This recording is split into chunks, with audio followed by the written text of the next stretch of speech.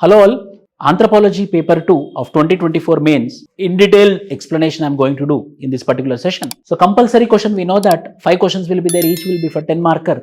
In that first question is digitization of rural economy. How we have to write the answer for digitization of rural economy? So for that introduction we have to write that. We know that rural economy is a major chunk of economy of India. Why? Because 50% of Indian population are dependent upon rural India or rural areas. Mainly 50% of employment today also is present in agriculture sector and rural sector. So hence the rural economy is most important. In that way we have to write an introduction. Then the digitization of rural economy is inevitable thing. If digitization of rural economy is happening, then it leads to economic empowerment. How it leads to economic empowerment? For example, electronic national agriculture market is there. It gives more market opportunities to the people so that people will be selling, farmers will be selling, or rural agriculturists will be selling their goods to across India so that they will be getting a very good rate and their economic empowerment will happen. One example. Agriculture advancement will happen. How agriculture advancement will happen? Because of digitization of land records, properly people will be knowing what is their land and which land not belongs to them. Because of which the agriculture also will move on. Agriculture advancement will happen because of digitization of rural economy. Social development will happen. Wherever the financial inclusion happen, there the social inclusion will happen. The social inclusion is nothing but social development. So these are the outcomes of digitization of rural economy. So the significance of digitization of rural economy, but there are some challenges for digitization of rural economy. Biggest challenge is digital divide, absence of digital literacy. So there is a very big gap that we will write, and sustainable implementation. So whether people will be using it or not, people will be having the knowledge or not, because of which sustainable implementation will not be there. Hence sustainable implementation is one of the major problem. So in this way, the initiatives like Digital India, initiatives like ENAM, initiatives like digitalization of land records will help the rural economy in digitization, which eventually led to overall development of India, which leads to Sarvodaya of the nation. In this way, the first answer we have to mention with respect to. Second question, origin of state societies, how the state has been established. This is general answer. You can write this case, this flow chart also, for example like this. So earlier it was band level political organization. When there was band level political organization, people doesn't have surplus food. Why? Because the people will mainly depend upon today daily activities, daily requirements only the people used to depend. So no surplus. So that band eventually became tribe. When the tribe was came, then there is pastoralism came into existence, marginal cultivation came into existence. With the time happened, this marginal cultivation became intensive cultivation. With the time intensive cultivation led to surplus cultivation. When there is surplus cultivation, there are haves and have-nots. So compulsory have-nots will be attacking the haves and taking the have-nots. So there would be law and order problem. So in order to stop that law and order problem, the established state is called as state. What came into existence is state came into, in that particular process, state came into existence. In this flowchart also we can tell how the state came into existence. Or early state formations, mainly in prehistoric societies, early state formations, first states, what happened means first states like early states which were being established, how the state initially it was tribal states came into existence, then eventually peasant states came into existence. Factors in state formation, agriculture is one reason, warfare and defense is another reason, economic control is another reason, theories, conflict theory, so there were conflicts, so why we have to fight every time, we have to come together. So in order to reduce the conflicts, they formed a rules and regulations, that rules and regulations to have a proper political system, that proper political system is called as state, to avoid conflicts, or for the sake of staying together, integrating together, integration theories. Examples of early states are like Mesopotamian, ancient Egyptian, or Indus Valley civilization or Indus Valley states are the early forms of states which were being established. What are the significance of wherever the states got formed? There is stratification is there, culture got developed, proper political stabilization happened. Mainly the main duty was to control the law and order. Mainly to have the law and order, the states were being established. In this way, the states came into existence. With this flowchart, you can write the formation of the state, origin of the state. Then Syro-Malabar Christians. Who are the Syro-Malabar Christians? Syro-Malabar Christians are those who follow Eastern Syritic church principles, and the Syro Christians came to India, and the first person who visited India is the St. Thomas somewhere in 52 AD, and with the invasion of Portuguese, the Syrian Christians had widespread into Kerala. Hence because of this Syrian Christians who evangelized the Keralites, hence that resultant group is called as Syro-Malabar Christians. This is the largest Eastern Catholic Christians which is against the Catholic Christians. So this is exclusive Eastern Catholic Christians hold significant historical and contemporary relevance. Syro-Malabar, how they came, they follow what? East Syritic rites, distinct from Latin, Roman. They don't follow the Roman Catholic rules. They follow Eastern Syritic Catholic rules, but not Roman rules. Present relevance, they are present across the world. They mainly do missionary works. They provided proper education. They provided proper health. Because of the education and health, evangelization happened. With evangelization, the population has been grown like anything. Inculturation happened. What happened? They properly integrated with local Hindus. They celebrated local Hindu festivals in Kerala. Proper integration happened. Proper inculturation happened. So there were no distinction between Syro-Malabar Christians and Hindus, means they properly integrated. So the conflict with Syro-Malabar Christians and Hindus or any other religion is almost negligible. So they properly integrated with the society. That is a very good example of the Syro-Malabar Christian. The social impact with them, education they brought. So educational growth happened, healthcare happened, and community building happened. But however, the challenges are, they are present everywhere. They are not concentrated in Kerala. Now they are migrating. And modernization is one factor which is impacting the Syro-Malabar church principles. So the church principles is slowly getting deteriorated, mainly because of modernization. But the best thing about the Syro-Malabar is they properly integrated with the local Hindus. There was not a single conflict with the Hindus or the local Muslims, because of which they properly integrated with the society. Hence it is in the news. And the most important thing is also about them is they brought education, they brought health. Well-off communities are Syro-Malabar Christians, highly educated, highly health related, skilled, as well as a community level development was been observed in this particular population. Hence it is in the news. Artisan tribes of Jharkhand. We know that in central India, mainly the tribal population were being concentrated in Jharkhand, and other than Santals, Mundas, Orons, the exclusive artisan tribes of Jharkhand are Mahali, Lohara, Karmali, Chik, Baraik. These are the exclusive artisan tribal communities of Jharkhand. They have traditional crafts. They manufacture traditional crafts like what? Soharai and cover paintings, Dokra metal works, terracotta art. Not only artistic expression but also cultural expression, cultural symbolic meanings were been created by these artisan tribes of Jharkhand. They have the festivals, unique festivals like Sarhol, Karma, Sohrai are integral of cultural identity of this type. The celebrations involve traditional music, dance, oral traditions including folk tales, legends were been properly practiced and properly done, so that it is also helping them to get economic subsistence and survival. And these communities are responsible for protecting the cultures of the tribes. These communities are responsible for protecting of traditional living economic subsistences, like mainly like artisan tribal communities. They are economically, they are contributing, they are protecting the cultures. They are also, people visit those places as a tourist. Social identity, today also they are protecting the social identity. That is the uniqueness of these tribal communities. But there is a sustainability, issues are there, challenges are there, because income it is not generating. They are not having very good income, because of which slowly they are coming out of these artisans and coming into the mainstream employment. So sustainability is questioned. Digital integration, now they are unable to get digital integration. Why? Because now everything is digitalized. Because of digital divide and because of absence of digital literacy, digital integration is a very big problem, and they don't have proper education and training. However, we have to conclude like this. The artisan tribes of Jharkhand continue to be the vital part of state's cultural landscape, contributing to its diversity and richness.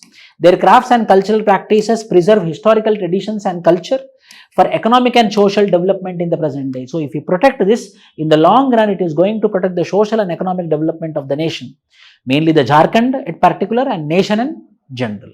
In this way, we can write the answer for artisans of Jharkhand. Who divided these artisans? LP Vidyarthi is in socio-economic characteristics of tribe. He had divided which tribal communities are agriculturists or pastoralists or hunting or artisans. So this classification is mainly given by whom? LP Vidyarthi. Causes of stunting and wasting among the tribal communities. We know stunting. Poor nutrition is one of the reason. Infectious and disease is one of the reason. Maternal health and nutrition is one of the reason. Socio-economic factors is one of the reason. Cultural practice is one of the reason. For each thing, one example we will tell. Poor nutrition. Why? Because today, the Chenchu tribal people are not having enough nutrition because of their poverty. Poor nutrition, poverty, no nutrition, because of which they will be into the vicious cycle of malnutrition. Infectious and diseases. So, in abnormal situations, they will be living. Improper environmental conditions, they will be living. Like Savara tribal community. Maternal health and nutritional program. Maternal health and nutritional program. So, for example, Kutia Kond tribal population, there is an exclusive how they go for pregnancy, because of which there is a pregnancy related issues, malnutrition issues are there, infant mortality and maternal mortalities are more. With examples we have to write. Then how to address it? Improving nutrition, healthcare access, socio-economic interventions, water, sanitation and hygiene, community engagement. Through this we can come to a conclusion. Second question, critically discuss the recent welfare initiated by the government for the PVTGs. You have to write that who are PVTGs, particularly vulnerable tribal groups. Earlier it is called as PTG from 1962. On the committee which was been formed in 1962, the primitive tribal groups were being designated and the name was being changed to particularly vulnerable tribal groups in 2006. Particularly tribal groups. What are the characteristics of PVTG? Their socio-economic backwardness, pre-level of agriculture technology, these all things we need to add. Then what are the government specific programs? Like Commission for PVTG, exclusive development of PVTG, one government scheme is there. Pradhana Mantri Adi Adarsh Gram Yojana is there. Pradhana Mantri Janman Yojana are there. So there are specific programs which were being used for PVTG. Overall 75 tribal communities are there. In the 13 tribal communities, PVTGs are present in Odisha. So, why recent welfare measures for particularly tribal group? Erroneously. So, the primitive is a word which is being used derogatory. So, hence there was a demand to change the name. Hence, PVTG name was been given. In that way, we need to write the answer. How is PESA Act empowering local self-government? So, first we have to write about 73rd Constitutional Amendment Act 1992. Then it was been implemented in scheduled areas. Scheduled area is nothing but scheduled 5. Then mainly, what are the main features of PESA Act? What are the main features of PESA Act? Grama Sabha was been empowered. The Grama Sabha is owner of minor minerals. The Grama Sabha will be asked for permission to get land acquisition or to give the land. The local affairs will be under the control of local Grama Sabha under PESA Act. So, all the features of PESA Act we will write. Empowering self-governance. How it is empowering local self-governance? So, empowering local self-governance because the powers is vested in the Grama Sabha. Each decision will be taken by the Grama Sabha. It can be with respect to sand, it can be with respect to liquor, it can be with respect to water, it can be with land distribution also. So, local self-governance is getting empowered, as well as women empowerment. Why women empowerment? Compulsory, there should be a percentage in Grama Sabha, compulsory 33% reservation need to be provided to women, because of which women empowerment is also happening. We can take the example of Bhakti Sharma, case study. A Bhakti Sharma who belongs to Abdullah Khede district, Abdullah Khede village, who belongs to scheduled 5 area. The village was been empowered mainly because of women who became the sarpanch. Hence the complete village got changed and mainly women education, girl child education was been increased.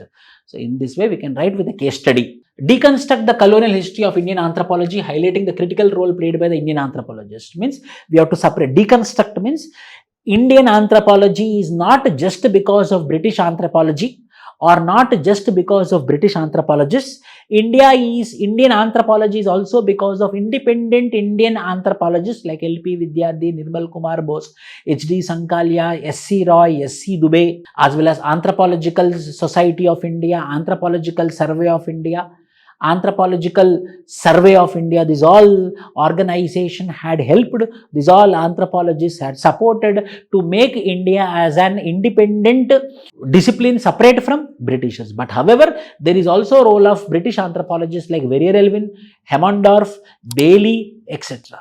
Like this, we have to write the answer. Example, S.C. Roy was the first person who written ethnography on Munda tribal population. From this, we can tell that, yes, we learned from British, but however, we didn't copy everything from the British. We have our own unique way of doing mechanism. For example, M.N. Srinivas, who had borrowed his concepts from Chicago School of Thought, that means Indian anthropologists not just learned from Britishers, they also learned from other countries like America. For example, Chicago School of Thought, which was been applied from M.N. Srinivas, is taken from America. So overall, we learned from all the countries' dimensions or all the countries, and we implemented Indian anthropology. So we are keeping aside the British anthropologists or British era, and we are establishing this. Critically describe evidence from Rakhigarhi, where the Rakhigarhi is? Hisar district of Haryana. Hisar district of Haryana, one of the significant historical sites linked to Harappan civilization. 100 years of Harappan civilization, 1921, 1924, Harappa was been again re-excavated. So 2024, one question was been asked in paper 1 and two questions were been asked in paper 2. Chronologically, we have evidences before pre-Harappa, we have evidences of pre-Harappa, we have evidences of mature Harappa, we have evidence of post-Harappa at one particular place called as Rakhigarhi. From this, we can tell that, yes, chronological evolution of Rakhigarhi happened. A proper evidences are of Harappan civilization or the materials were being found in Rakhigarhi. Chronological evidence, and which contains what? Urban planning and architecture, well-planned streets, drainage systems were being present. Artifacts and material culture like pottery, tools, ornaments were being found. Burial practices were being found like human skeletons, etc. DNA analysis which we found at Rakhigarhi proved that yes, there is a continuity of evolution. That is important. Rakhigarhi is famous because it's a continuity of evolution, like Bimbedka and so on. Agriculture, there is evidence of wheat and barley. They support the idea was self-sustaining urban center with a strong agriculture base. If you know, Harappan civilization was exclusive pastoralism, but Rakhigarhi, which is evidence of pre-Harappa, which is evidence of Harappa, which is evidence of post-Harappa also, a strong agriculture base was been present in Rakhigarhi, but whereas Harappan civilization is exclusively pastoralism. That is a major difference between the Rakhigarhi site and Harappan site. Linkages, cultural continuity, trade and economy was been present. They also traded with whom? Mesopotamia. In Rakhigarhi, we got the evidences that we had also traded with Mesopotamia. Compare and contrast approaches of M.N. Srinivas and L.P. Vidyarthi. Compare. First, so the two famous anthropologists of Indian anthropology is M.N. Srinivas and L.P. Vidyarthi. Both were been mainly focused on Indian anthropology. They studied India exclusively. M.N. Srinivas was been focusing on rural India, mainly the caste systems, whereas L.P. Vidyarthi was mainly focusing on tribal India and tribes. So what are the differences between both of them? Coming to M.N. Srinivas, he gave the concept called as Sanskritization. You will write about Sanskritization. He gave the concept called as Westernization. You will write the concept called as Westernization. He gave the concept called as dominant caste. You will write the concept called as dominant caste.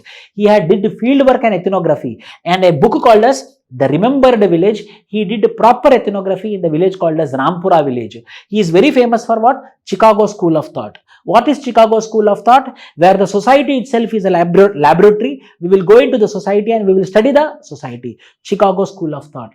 Coming to L.P. Vidyarthi, he is famous for sacred complex. He studied Hindu Gaya temple. He is also famous for Nature Man Spirit Complex, where he studied Malay tribal community of Rajmahal Hills. He is also famous for tribal and folklore studies. He studied the tribals like Malars.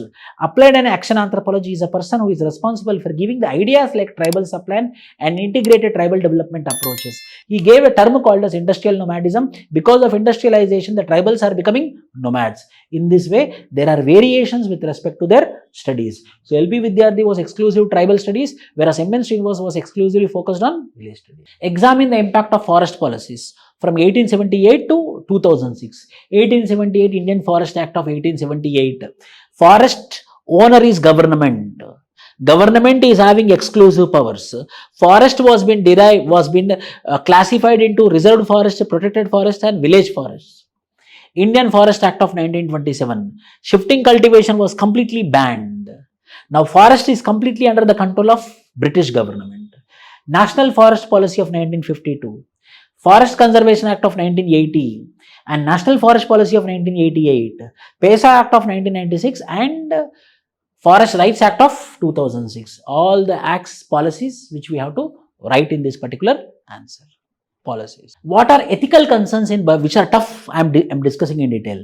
What are ethical considerations in biological and socio-cultural anthropology because of recent advances in artificial intelligence and genetic studies? Ethical concerns in biological anthropology. Privacy and consent. Genetic data, whether privacy is maintained or not.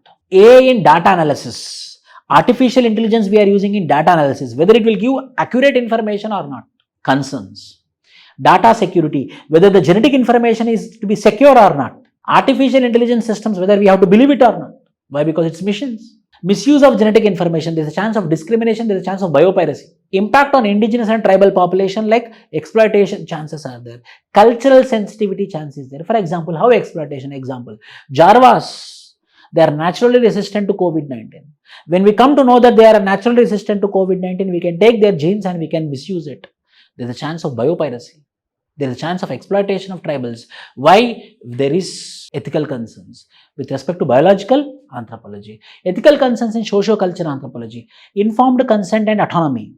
AI in ethnographic research. When we are taking data, whether we are taking their data authentically or credibly, we are maintaining the privacy, whether we are safeguarding the data, whether we are not leaking it. These are all the considerations. Autonomy is maintained or not.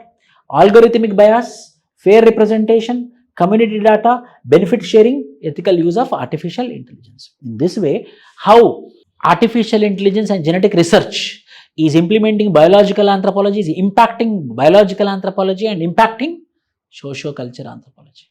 Write an essay, everything you have to write. Write an essay, no? In detail. Birth also you have to write. Birth in 1875 to Munda family. Earlier he got education under the teacher called as Jaipal Nag. Then because to study modern education, he joined German mission school where he was being converted to Christianity. There he understood that they are evangelizing and they are completely destroying their culture. He came out and he started creating his own religion and he came up with a movement called as Ulgulun, only single God, that is tribal God, not following Christianity.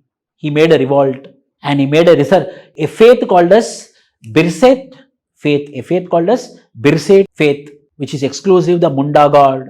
Impact of Birsa Munda's sacrifice, revival of tribal identity and unity. They got land rights and legal reforms, inspiration for future movements, recognition and commemoration. Birsa Munda is revered as a national hero and a symbol of tribal resistance in India. His birth anniversary, November 15th, is regarded as what? Janjatiya Divas. Janjatiya Gaurav Divas. To honor his contribution, lot of universities and museums were being established on his name. Everything about Birsa Munda. Munda Rebellion, 1900. At a very young age, he was being killed by the Britishers. His movement, his revolt is called as Ulgulan. What are the demographic challenges of India's changing population dynamics in the next 50 years? In the next 50 years, what is going to happen? First, demographic challenges. First, you would have what is demography. Studying about population is called as demography. So, there are challenges which are expected in the next 50 years. Like what?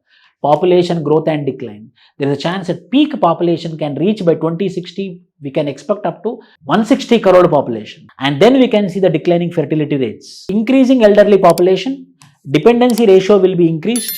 Demographic dividend, youthful population employment, youthful population will be there. Eventually they will reduce, but in these 50 years they will have a very good youthful population.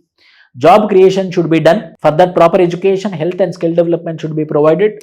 Rapid urbanization will happen. For that, urban infrastructure is very important. These are the challenges. Environmental sustainability should be guaranteed. For that, there should be proper resource utilization. And there is a higher chance of climate change. So, we need to protect the climate. Regional disparities, high chances are there. Socio-economic inequalities might widen.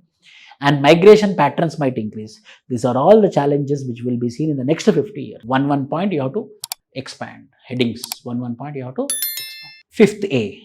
B.K. Roy Burman's concept of buffer zone. Buffer zone means transitional zone.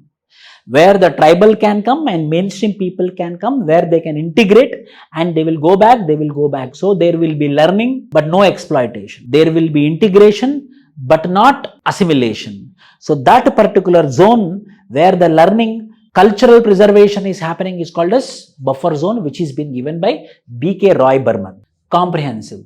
Transitional area, economic integration will happen, cultural preservation will happen, gradual integration will happen. Present relevance, because of which what will happen? Tribal cultures will be protected. When tribal cultures are protected, it will have what? Sustainable development.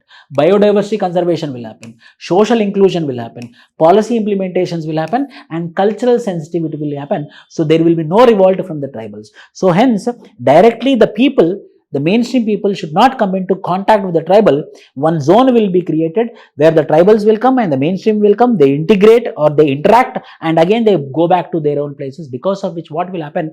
Cultural preservation will happen, cultural sensitivity will be happen, sustainable development will happen, and biodiversity conservation and social inclusion will happen. So government think of development of the tribe also will happen and the tribal think of preservation of their culture also will happen parallelly. Hence, development and preservation of culture both will happen hand in hand. Describe ILO's Convention number 169 on indigenous and tribal people. Is India a signatory to it? Specifically asked. India is not signatory to it. 169. What is 169? Protection of rights of indigenous people. Protection of rights of indigenous people is under 169 of ILO. Indigenous and Tribal People Convention 1989, adopted by the International Labour Organization, is a key international instrument concerning the rights of indigenous and tribal people. It aims to recognize and protect their rights to land, resources and cultural identity and to ensure the participation in decisions. Self-determination, tribe self-determination, protection of land rights, participation and consultation, education and training, health and social security. These all things will be there in ILO's Convention of 169. India is not signatory to it. India is not signatory to it. Already we have tribal protection number which is called as 109. We are signatory to 109 but we are not signatory to 169. Agriculture practice of Apatani. Apatani of Arunachal Pradesh, three things are there which we have to remember. Number one, they are original practiced sustainable agriculture practices, but their agriculture practice is shifting cultivation.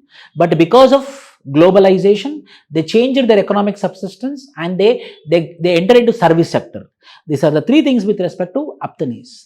But the question is about agriculture practice of Apatanis. What are the practices of agriculture? Residing in Jiro Valley of Arunachal Pradesh is renowned for its unique and sustainable agriculture practices. Those are like wet rice cultivation, integrated rice fish farming, sustainable social forestry, millet cultivation. These are the four key agriculture practices which are being done by Apatanis. Because of globalization, they changed their indigenous economic system to modern service sector economic systems, but their agriculture practices are relevant today because of sustainability, climate resilience, cultural preservation, biodiversity conservation, food security, because of which Apatani question was being asked, and this is the beauty of agriculture practices of Apatanis. But however, the three major thing is what? Because of globalization, their economic subsistence got changed. Status of 6th schedule of the Constitution. We know that. 6th schedule of the Constitution, Assam, Meghalaya, Tripura, Mizoram. Under Article 243A, we have this, which is 6th schedule of the Constitution. Status of 6th schedule of the Constitution. So, what they have? Autonomous District Council, role of Governor, role of President. What is the status of 6th schedule? What were the 6th schedule at the time of formation of the Constitution of India 1915? Now 74 years completed, the same places are there. No addition or deletion of 6th schedule area. No new state added or that state which not been removed. So same status quo is there, means government antipathy is there. Government is not interested in changing the boundaries of 6th schedule of the Constitution. But however, it gave what? Freedom, autonomy, self-rule, mainly land rights, moneylenders control, liquor was being controlled. This all were being done by whom? Yes, the 6th schedule areas. Constitutional safeguards for backward classes. Backward classes means SC, ST, BC, but exclusively we will discuss about other backward classes, mainly right to equality, no discrimination, equality of opportunities in public employment, Article 340, for every 10 years there will be Constitution of Backward Classes Commission.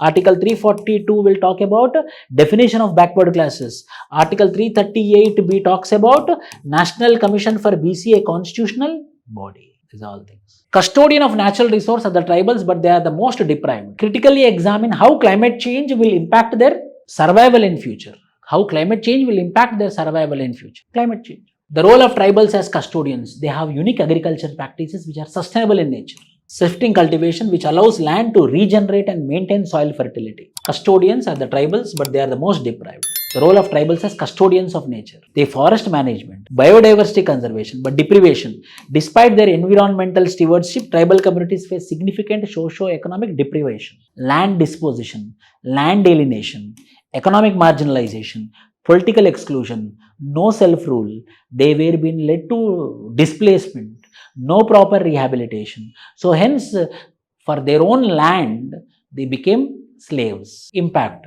loss of livelihood, displacement happened, health risk, cultural. So how to strategize? Empowering tribal sovereignty, integrating traditional knowledge, providing resources and support, promoting education and awareness. If we do this, tribals' life also will not only be protected, but also climate also will be conserved.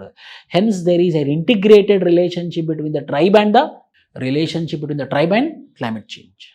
Elucidate the difference between secularism, sarva dharma samabhava, religiosity at individual level, how much religious I am, religious fundamentalism, societal level, how people are promoting religiosity, religion feeling among the community level is called as religious fundamentalism, and spiritualism at individual level, how we are talking about transcendentalism or talking about above the life, meta life, secularism, separate religion from civic rights, religious beliefs and practice in individual life, strict adherence to specific theological ideas, personal meaning for connection with the transcendent.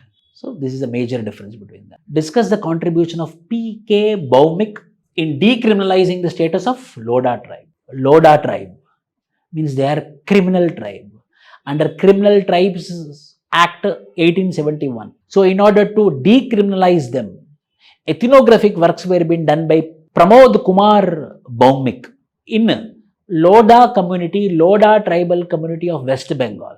What he did ethnographic research. He did Vidisa project.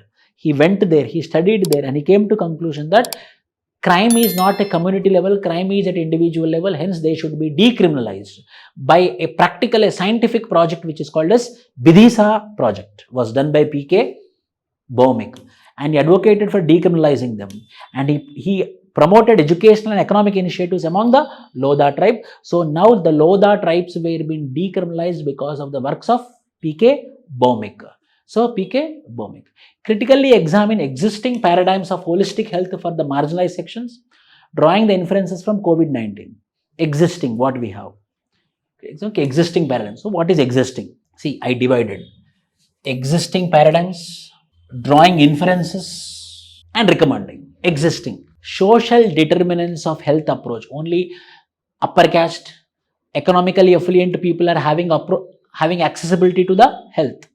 Accessibility, affordability, availability only to the upper people, not to the lower people. That is existing. One health approach. For everyone, same approach. So only upper people used to get and lower people could not get. That one health approach should not be there. Umbrella approach should not be there. But what approach we have? One umbrella approach, which is called as one health. Intersectionality approach. We divided and we started giving health approach. That is which is there in existing health approach. Impact. COVID-19 highlighted several critical issues. Exacerbation of health inequalities. Access to healthcare was poor. Mental health conditions were no one bothered about. Economical and social support was not proper. So mainly with respect to COVID-19. These are the things. So COVID had showed us how our health situation is there and where we have to improve. COVID-19 compulsory application question will be there. Lot of times I told in the classroom. Compulsory one question will be there with respect to COVID-19. Discuss the theories on origin of caste system, traditional theory, Brahmanical theory, multi-factor theory, occupational theory. So various theories of origin of caste system you will write, and the criticism you will write, whereas caste is by birth, class is by economy, race is by color. Caste is social concept, class is economical concept, race is biological concept. 3 differences we have to write. Elucidate the resurgence of ethno-nationalism. Proper model answers I made in the description. You will get to the model answers link. You can directly download the PDF.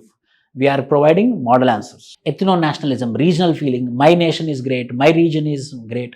That feeling is called as ethno-nationalism. So what are the factors? Backwardness, social factors, political factors, economical factors, cultural factors are responsible for ethno-nationalism. Like for example, Greater Nagalim of Nagaland, or a Khalistani movement, or a Dravidian Nadu movement. From an anthropological lenses, M.N. Srinivas told, if we want to stop this ethno-nationalism or regionalistic feelings, compulsory there should be scientific division of the society. There should be no stepmotherly attitude. Inclusive financial development should be there. M.N. Srinivas has recommended some measures. Describe the importance of Paleolithic sites from South India. What are the Paleolithic sites?